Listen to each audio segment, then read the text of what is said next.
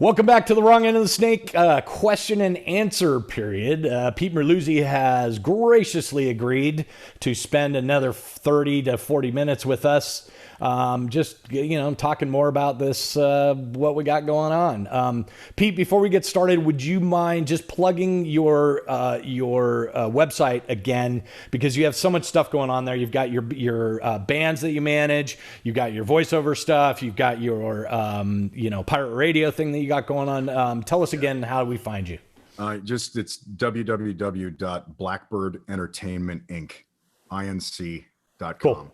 And everything's there, and it's awesome. It's still a work in progress, but the page is pretty cool. And I tip my hat to my buddy Danny Dunn, who's done all the artwork for me on the Noise Factory. He did all the Doom slide layout for me, and my twisted ideas, he made them come to life for that. So he's been the one to help me with the website, and he's been awesome. So he's done a great job on that stuff. Yeah. If you need a referral, let me know. He's a great guy to talk to.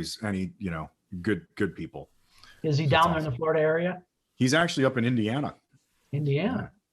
Yep. And he just does a great job. And, I've got the videos that we did for Doom Slide so far. My friend Holly West has been the one that's edited it all.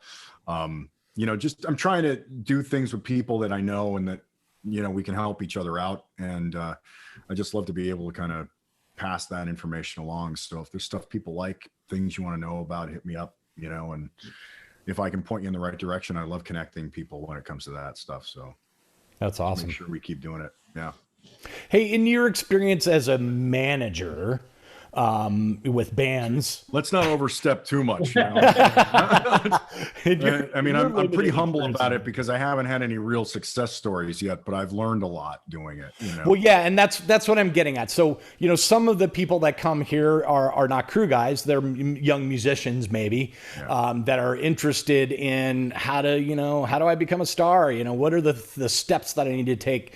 Can you give any sort of advice to the, hey, don't do this situation to a young musician?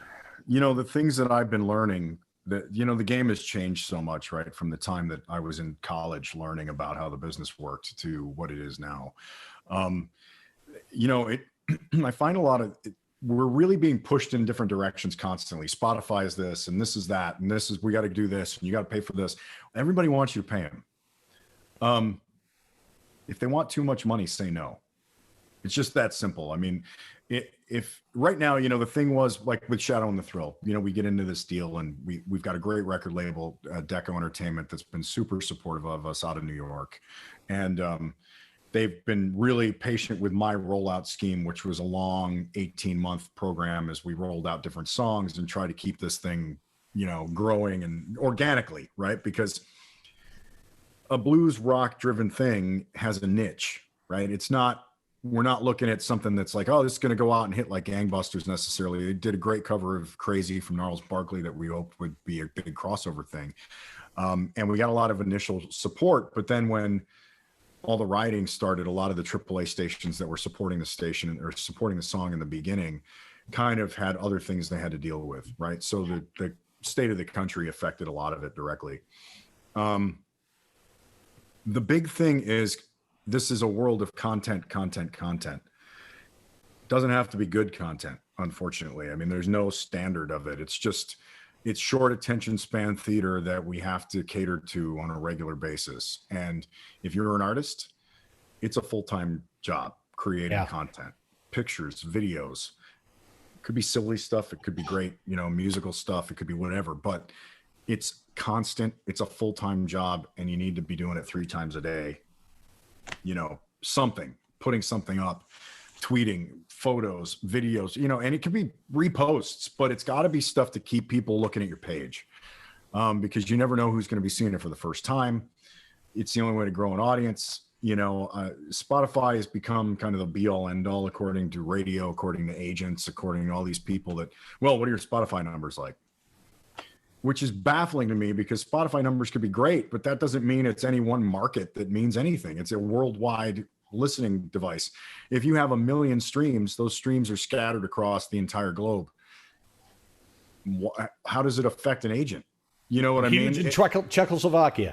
Right. Yeah. I mean, it's very odd, but it's one of those things where it's cool that you can see your numbers, but again, it doesn't generate a lot of money for artists, and it's not, and it's costly to promote your songs on there. I was just going to say, in my limited experience with doing this stuff on YouTube and my other channel that I have, I've discovered that organic is kind of bullshit. Like if you want people to really find you that are not in your own little niche, like let's just say your friends on Facebook or whatever, if you want to be found outside of that, you have to pay to play. Yeah. So, and that means buying ads, Facebook ads, Instagram ads, and it's set up that buying way. spins. It means buying spins. Right. I mean, that's the thing. Like, I mean, we'll just pull down the veil for it, right? Let's just talk about this since we're here and we're dropping our pants anyway. We might as well. So the first song that we put out from the Doomslide record is a video for a cover of You Spin Me Right Round, right? From Dead or Alive, right? I shot the video on iPhones. I had somebody edit it together. It looks great, right? It's fun. It's ridiculous. It's, it's all the things that we wanted it to be. Go search on YouTube. Go search Doomslide and and what do you do, right? How do we get people to find this video? How do we get people to hear the song? So I found a company that boosts plays on Spotify, and what they do is they cultivate playlists, and there's all kinds of these companies out there, right? And how they do it, it's if they're cultivated playlists and they have followers that are going to be exposed to your songs, that doesn't mean that they're actually listening interactively. They're listening passively. So if you catch their ear, more people, hey, oh, what was that? I'll go search that out or save it or do something like that.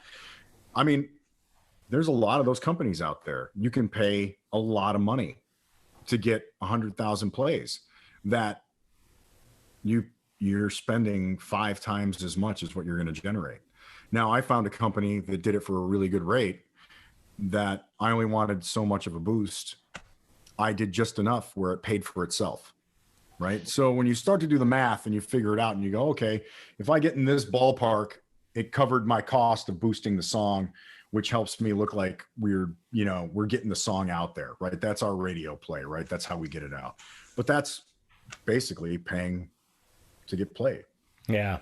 Customer, I don't know how Spotify works, but I know like on YouTube, I use a YouTube metrics thing called TubeBuddy that shows me crazy analytics. Like I can find out when someone was watching, why they were watching, what kind of bologna sandwich they were eating while they were watching. Like literally some of the analytics that are there are pretty crazy on YouTube. Does Spotify have something like that? No, they don't really take you can see where people are listening from. You don't see how long, you can see gender, you can see geographic locations. There's a lot of stuff. What is considered a Spotify spin then? If you can't tell how long, just as long as somebody. I think it's. I'm not 100% sure. I think it's at least 30 seconds. That's what it is on YouTube, right? You get a credit for a view if you watch 30 seconds of YouTube. I think that's true. Yes. The YouTube thing with Google ads is a very interesting, convoluted thing to try and learn. I'm actually midway learning this stuff right now. Let me try to help you because I have spent the last 9 months I'm taking courses online to learn all this stuff, and I'm looking at it, I'm going, why is this so difficult? Like as a guy with a little bit of marketing and advertising background in my education, it's something that I understand and I grasp, but I'm looking at this and I'm going, I'm not sure how efficient this is. You know what I mean? And it's not viable unless you have, unless you have 1 million subscribers, like you aren't making anything. I'll give you an example. Here's me pulling my pants down now, right?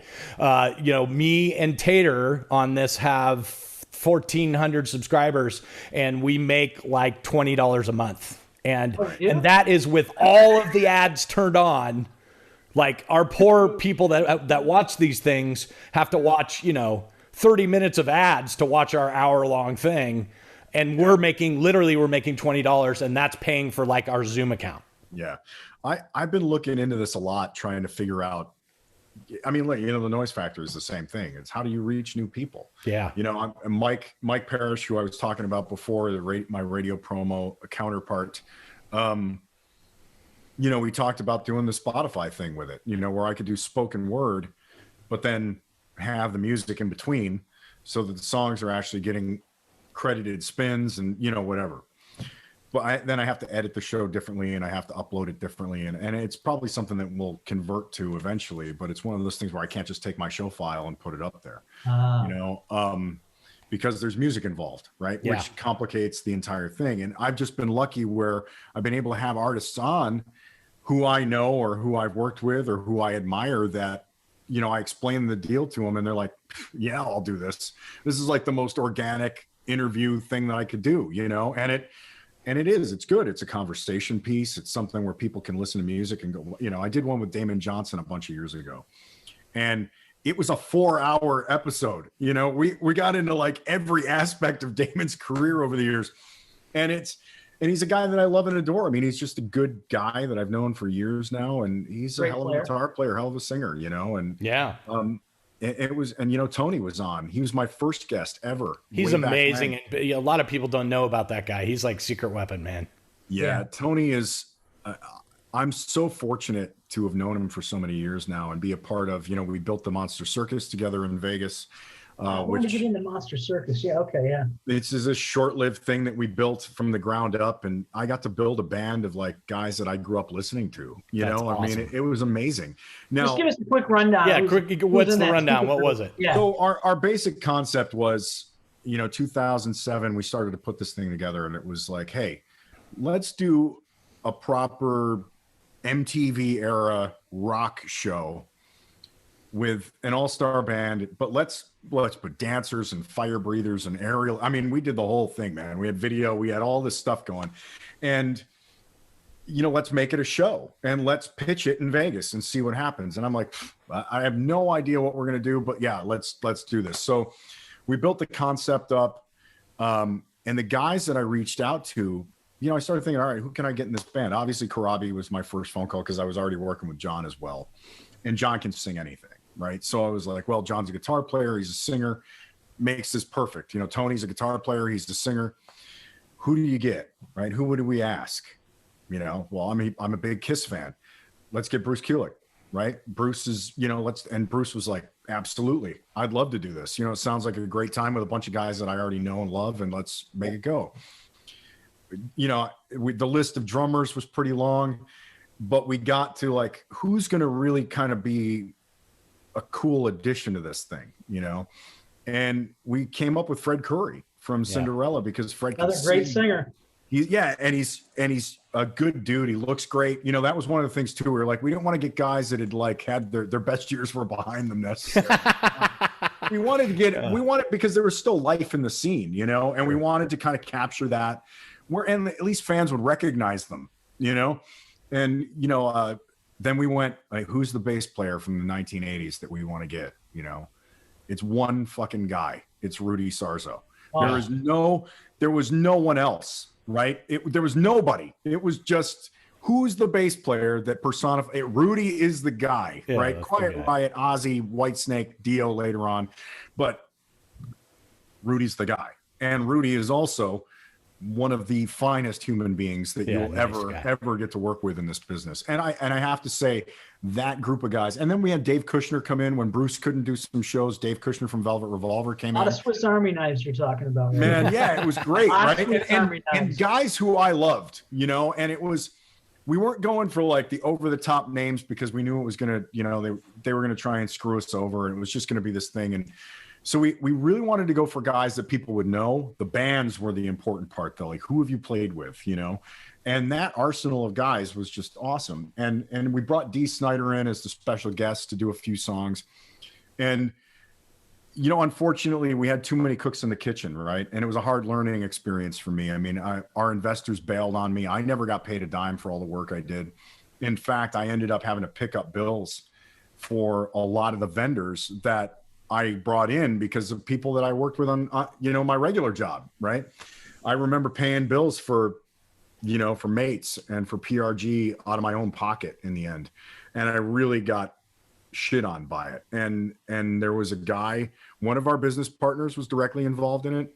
One of the artists was directly involved in it. And the hotel manager was directly involved in it. And there are people that I will never forget did that shit to me. That doesn't mean that we can't get on. That doesn't mean that I can't have a friendly relationship with those people. But that will always be in the back of my mind. Yeah, you know what I mean? I will never ever trust them or work with them again in any capacity like that, because especially the artist guy that I brought in, because I felt like, you know, I asked you to do this. So I'm going to remember you when you're shooting off somewhere. Yeah. You know what I mean? Like that kind of, and that's how I am anyway. It's, you know, it's like we talked about, we all have our personal blacklists, Tater, you know, I mean, that's it. If you've screwed me, or if you've been the guy that's, you know, made my life miserable, I'm going to remember you, you know, I'm going to remember that you did that, you know. I mean, it's not, there's any vendetta out there about it. It's just that if you can choose to work with people that you know and love, why would you want to include people like that? You know, and it has nothing to do with your personal preferences, your religion, your sex, your race, nothing. It's about, are you somebody I want to work with? You know, all that other stuff doesn't really matter. You know, it's about how we get on, how you work together. How, are you a good part of the team or not? You know? Yeah, for sure. So the Monster Circus was this really incredible idea that we got off the ground, but we couldn't keep it going. And it was, you know, many shows ripped it off afterwards. The Rock Vault was really I was gonna say you were pre all those, right? Yeah, the Rock Vault was really a knockoff of what we had done. They didn't quite go the full Vegas show style that we were going for. I mean, we were playing the Elvis Theater at the Hilton. You know, I mean, it was Barry Manilow and then this thing. You know, and it was, and I mean, it was crazy because Manilow came to some of the shows. You know, one of the greatest photos I have from that period is that group of guys with Barry Manilow in the center of the picture, and it's just like this. You know, it's this great moment. You know, I mean, I wish Kevin Dubrow had been alive, because I would have loved to have had Kevin do it. I wish Ted Nugent could have seen it and been a part of it, because Ted would have been amazing as a guest. Alice would have been amazing as a guest. And I know he would have loved it, you know, like Cooper would have come out there and would have been like, this is exactly what we should be doing, you know? And it's funny because that picture of you and him at the Golden Gods Awards, Tater, with my big bowl of cheese balls, that, I love that photo to this day so much. And that story, that's another one of those just stupid things that I used to do to keep people laughing. And, you know, it was just about morale. You know, I mean, if we can laugh, if I can laugh about what we're doing, everybody else should be able to laugh and have a good time with what we're doing. You know what I mean? Like that, and in that role, especially as the TM tour accountant for something like that, you know. So there's a great photo, for those of you who haven't seen it, of Tater with Alice Cooper sitting on a couch at the backstage at the Nokia Theater in LA. And they're holding one of these giant industrial sized bins of cheese balls that I bought at like Costco. Staples or something. Yeah. And it was, and it was backstage at the Golden Gods. And people were like, what are you doing with this thing? And I'm like, they're earplugs. And I used to put an earplug, like sticky note on there. And there's this great photo of Tater and Alice Cooper with it. And today, I still laugh about that, because Alice is one of my favorite artists of all time. And I've said this to other people in other things that I've talked with, you know, whether it's artists or other podcasts that I've done. If the world was fair and all was the way it should be, we would all be opening acts for Alice Cooper, because his catalog, his impact, to me, everything that he did is what gave us Kiss and Judas Priest and all these. I mean, there's so many. There are, you know, Sabbath, of course, Zeppelin, Deep Purple, but Cooper is the other piece of that, you know, the four horsemen of hard rock. That gets overlooked too, by the way. I don't know why that is, but yeah. Well, you know, and he's had so many great pinnacles though in his career, man. I mean, and we forget too that the original band peaked in like 73 with their popularity, right? And then he did Nightmare in 75. And that's a lifetime ago for a lot of people. But when you see him to this day, it's still the best rock show going, you know? Yeah. And I love him. I love his band. I love what he's doing up there, you know, and I love Shep. I love Shep's story. You know, and that's another organization I wish I'd had the chance to work with, you know. The Kiss Machine took it up a notch, right? And that's why I love and respect Doc McGee so much, because it's a special thing that not everybody is a part of, you know. That organization, that machine is unique. And Cooper is the forerunner to that, you know, and you know, it's special. You know, Yep. you sit and talk about great bass players. If Dennis Dunaway is not part of your conversation, then you've not listened to the records. You know what I mean? Like, you've got you guys from another planet. You know, the things he put on those albums were otherworldly. Nobody plays like him. You know, and those are the things that I love about this business still. You know, and I would have loved to have had some of those guys involved if we had been able to keep it going. You know, I was lucky enough to work for Alice for many years through mainly a very changing time for him. You know, I started around the Hey Stupid record, and you know, it didn't live up to the expectations because of the previous Trash one was very big, and then up to, I think I ended with him in about 2003. He had started to really get some good musicians back and start really having some good music again and everything. And you know, some great point in my life, a lot of great experiences, and I'll always thank him and the whole Shep and all the organization for keeping me around. they're special. I mean, remember when they came to the Bataclan when we were there with Slash? Remember they were in town and Shep and Alice came down, and they came to do Schools Out with the band that night. You know, and that building was no air conditioning, 120 degrees on stage. And Cooper and Shep are sitting in my office during the whole thing. You guys are all sweating your asses off. I'm up there doing settlement. I'm in air conditioning, the one room in the building that had it. And, you know, I'm sitting there with Alice Cooper and Shep Gordon, listening to them talk and tell stories, and, you know, just kind of, you know, there's moments where there's very few moments in my career where I kind of sit back and pinch myself a little bit, you know, but that was one of them. You know, the first time I worked with Velvet Revolver was one of them. You know, sitting on the bus with Slash one night, we're the only two up, and he's still smoking cigarettes at the time, and he's playing poker on his BlackBerry, watching dinosaurs on TV, and he and I are talking about Aerosmith and Alice Cooper records together. That's awesome. You know, we're up to 4:30. I forget how long you really have had a long relationship with Slash. I forget that you were Velvet Revolver from Slash's solo project up to Guns N' Roses to this day. So you know, I was lucky. You know, I came in Velvet at the very end. I was the last tour manager, so it was my job to just keep it on the rails until the last show. And we, you know, there were a couple of moments where we didn't think we were going to make it. But we got through it, you know, and it was the one time I made the music press where I, you know, had gotten, I got a little bad mouthed by Scott Weiland in Classic Rock magazine once. But, you know, the guys that were there all knew the real story. The band and crew will vouch for me, you know, and it was just one of those moments that you had to do what you had to do to keep things on the rails. And he was off the rails, you know, he was already out the door. You know, he knew he was leaving, and he was kind of like holding that over them, and kind of, it was just it was a united front on that tour with the exception of him. You know, everybody was on the same team with crew, band, except for Scott. You know, he had his own agenda, and his manager was very, very much an enabler, and it was an unhealthy thing at the time.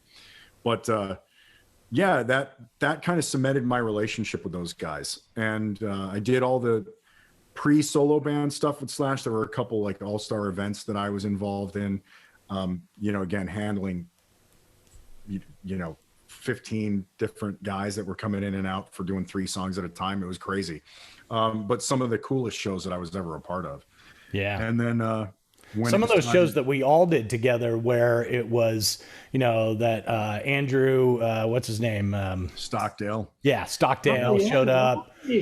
And then Fergie showed up. Like, we had a bunch of that record was every song was a different, you know, a different. Because it was a while before we got Miles, right? Because we did a bunch without him. Well, no. We from the beginning he was the singer of the touring band. But if you did some stuff prior to that, then Miles wouldn't have been involved until after the album was done. Yeah, but because all that Andrew Stockdale stuff, that was all before. Right, we did like the video and some of the rehearsals where it was just Andrew doing that song. We did the George Lopez and George Lopez, Greg Ferguson. Conan O'Brien. What about the Tonight Show incident? Remember? Does anybody remember the Tonight Show incident? The Slash secretly putting the "I'm with Coco" button on his guitar strap. Yeah, that didn't go well. Didn't go over big. No, man, I remember getting called that night. We were watching it on Pacific time because we were still in LA when it broadcast, but it had already gone out on the East Coast, and they didn't realize that he had it on his guitar strap. So I get a call from his missus at the time, and she's like, "This is shot terribly. Why aren't they showing him up close?" And I'm like, I was watching it, and it didn't occur to me what was going on because I didn't know about the button until it was already out there.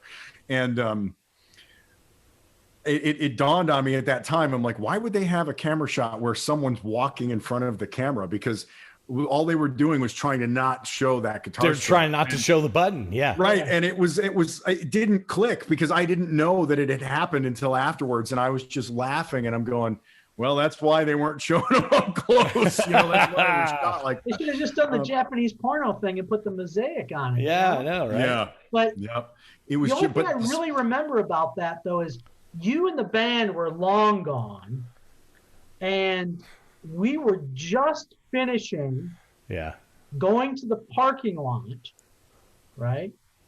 And I got to remember, I'm going to name drop here a little bit. Jay Leno was just leaving too because we all watched what car he was driving and pulling out. Right. It's always a thing to do there. And I remember it was a lady, I think she was a producer or some executive something, finally had seen it. Yeah. Because it aired. Not happy and wanted us to come back. And we were it aired on the East Coast. It aired on the East Coast without them realizing it. Yeah. So it was someone in New York saw it, and they're the ones that let everyone else know. But by the time they got to it, they were scrambling to re-edit it because that was, you know what I mean? Like, and it was one of those moments where, like, not many people realize that that's what happened, and it's just funny. To me, I wish we had that on tape. It's like I wish we had the two versions to show when they went out. Yeah, it's like the Doors story about Ed Sullivan. You'll never play the Sullivan Show. We just did, that kind of thing. I mean, that was what it was, And I wish I had been there for that because that would have been that would have been awesome. Because it was. Yeah, it was pretty funny. We were out in the parking lot and like getting into a van, and she's all out there, And if I recall, I could be wrong on remembering this, but didn't he not wear it for even the blocking and everything? And like, I don't think so. I think he only wore it for the no. show. Okay. And I remember this specifically because it was right before we went on stage, and his tech had gone into the dressing room, and I was standing outside the door to get the guitar, and he came out and he kind of looked at me funny.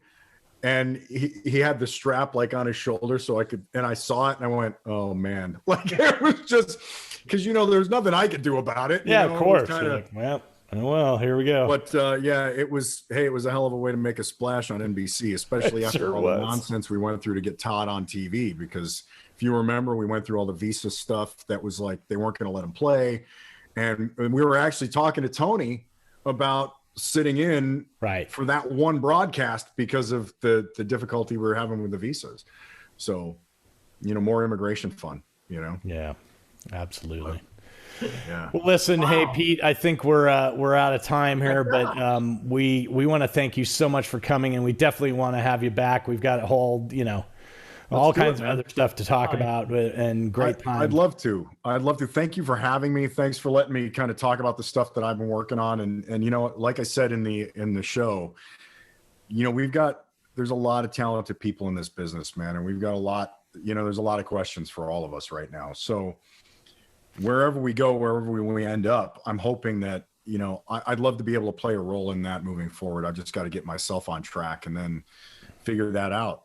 Because if we can do something together, if there's a group of us that we can make that happen, it may be our way forward. I mean, there's a lot of that to think about right now. And there's going to be a lot of groups of people that I hope think that way, because there is a hell of a workforce out there in this field, man. I mean, you think about the hours that we are used to putting in. Most workforces don't have any idea the length of our days, the way that we live or work, and the organizational process that every single person that plays in a touring role, like, logistics, like, hey, FedEx, hire us. We'll make sure that every package gets to where it needs to go. That's what we do. It's strategic. It's we're really good with context. We have to be in this business, which is a lost art in today's world and every other aspect of the world. No one thinks about the context of things anymore, and it's very important. And you know, responsibility for what our actions are, for things that we, you know, hey, we all make mistakes. We live together to help each other work that out. You know what I mean? But it is, adaptability. There's a lot, you know, we live on the fly, you know. I mean, we can't plan for the things that we're faced with. We just have to be able to roll with it. And we have to be able to make the plans flexible. You know, these are valued traits in the industry, in every other industry, that it's just hard for us to be able to put it on paper to explain what we do. Yeah, for sure. It does take a professional to do that. So yeah, that's true. So someone has to be there with you to know. It's helped me a lot trying to figure out who I am and what I've done for so many years, and to have someone help me put that into, you know, management terms and corporate speak, and then apply that to a resume or a LinkedIn page.